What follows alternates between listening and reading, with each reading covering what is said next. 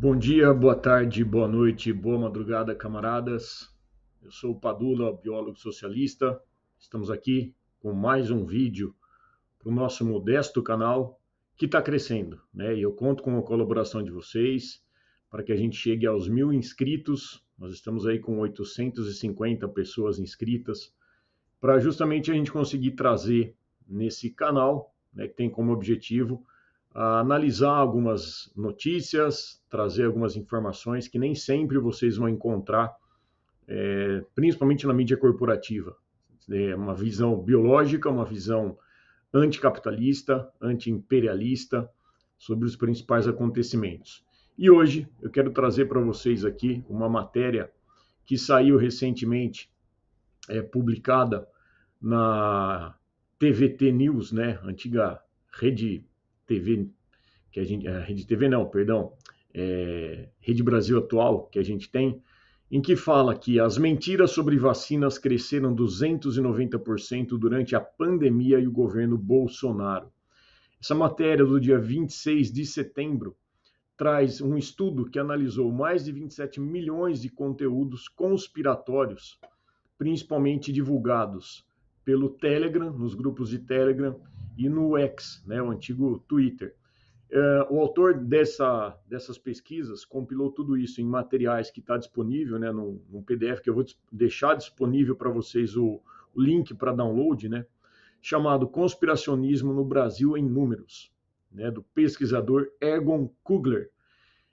As principais categorias que foram analisadas: a anticiência, o anti-woke, que é um novo tipo de preconceito aí que está na moda, a questão de gênero, antivacinas, assuntos de apocalipse, conspirações gerais, globalismo, medicamentos off-label, ou seja, medicamentos que não são usados para aquele tipo de doença especificamente, mudanças climáticas, nova ordem mundial, ocultismo, esoterismo, OVNI, universo, o QAnon, os reptilianos, criaturas, revisionismo e ódio, e obviamente o terraplanismo. Já o curioso disso tudo, além, obviamente, dessas situações, é que as comunidades conversam entre si, né? Então, dessas 27 milhões de conteúdos que foram analisados aí, são mais de 2,2 milhões de usuários que identificados aí nesses compartilhamentos, nesses diálogos que existem, né? Deve ser um diálogo muito doido, por sinal. E essas comunidades de antivacina frequentemente compartilham esse espaço com comunidades de crenças esotéricas e apocalípticas, estabelecendo, portanto, aquele ciclo de desinformação, propagando de forma mais rápida, disseminando de uma forma mais ampla e contínua. E por que eu trago isso para a gente estar discutindo? Primeiro, para a gente ver como que é perigoso, né? E a gente precisa sim pautar, defender, né, a questão da regulamentação, não é regularização especificamente, não é censura que nós estamos falando das redes sociais. Nós precisamos impor limites. Afinal, liberdade de expressão é uma coisa. Você propagar mentira, você propagar fake news, que coloque, inclusive, a vida das pessoas em risco, é outra história.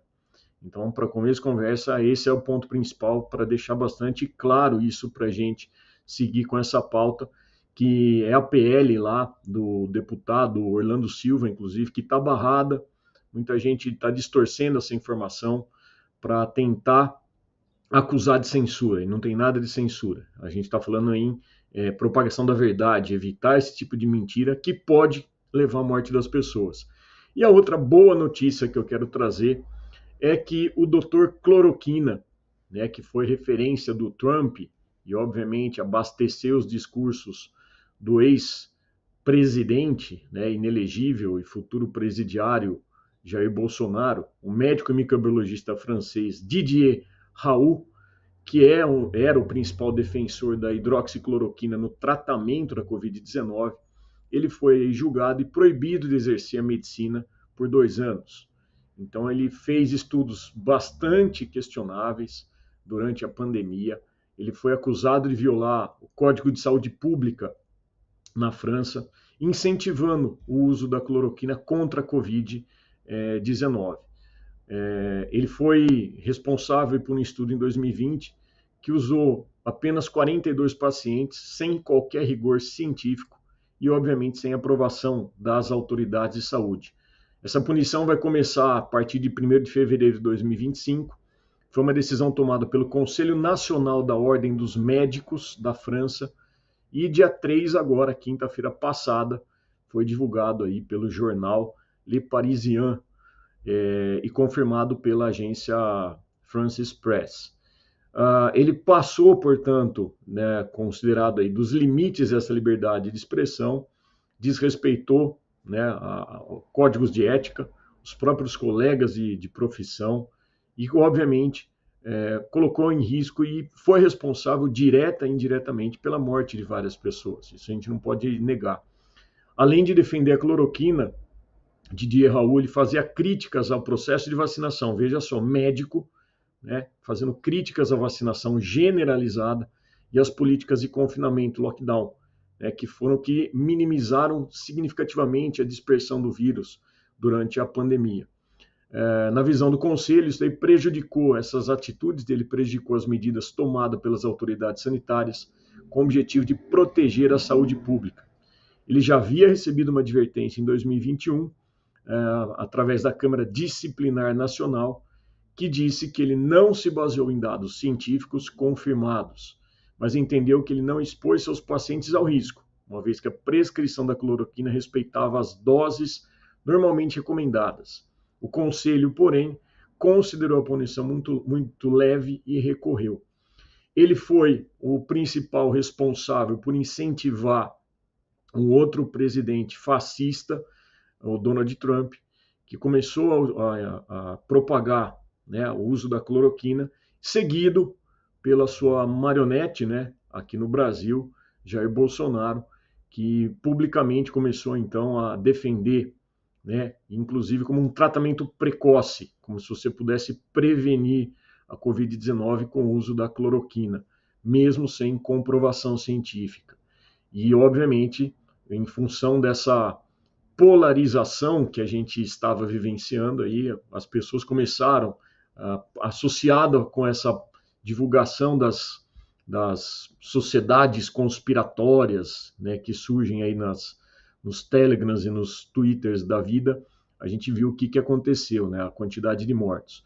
E a outra coisa que é bastante preocupante é que nós tivemos agora, na metade do ano, a votação do novo Conselho Federal de Medicina, que desde a pandemia da Covid vem se destacado pelo seu papel de promoção de discurso negacionista e anti-ciência.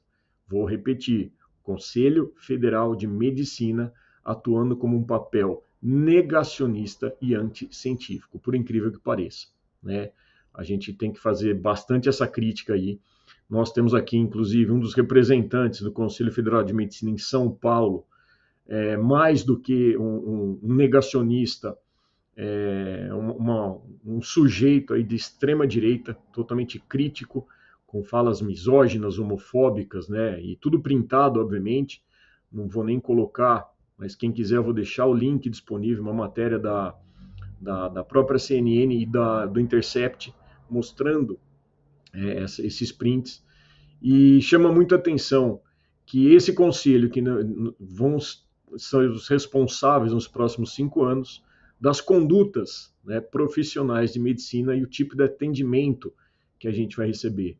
Só para a gente ter uma noção, foi através desse conselho reacionário que nós temos aí, que tentaram dificultar o acesso ao aborto legal no país, proibindo os médicos de realizarem a assistolia fetal, o que desencadeou ao famigerado PL do aborto ali, né? Mesmo sendo uma recomendação da Organização Mundial da Saúde, em casos de vítimas de estupro, enfim, de riscos para a mãe. Então, percebam que é um assunto bastante importante para a gente estar trazendo, para a gente estar discutindo.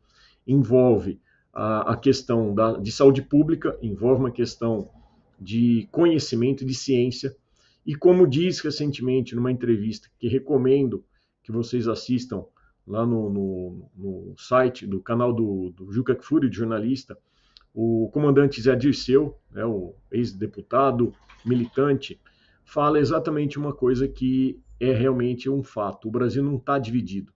O Brasil está politizado.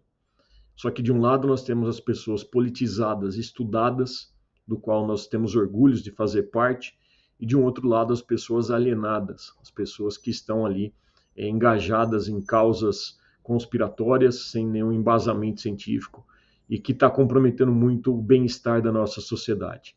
Então é isso que a gente precisa deixar claro e entender, né, que tudo na nossa vida é política. A gente precisa levar essa discussão, a gente precisa levar esse embate, pautar essas situações, mostrar a realidade, porque só assim a gente vai conseguir tornar a sociedade menos pior.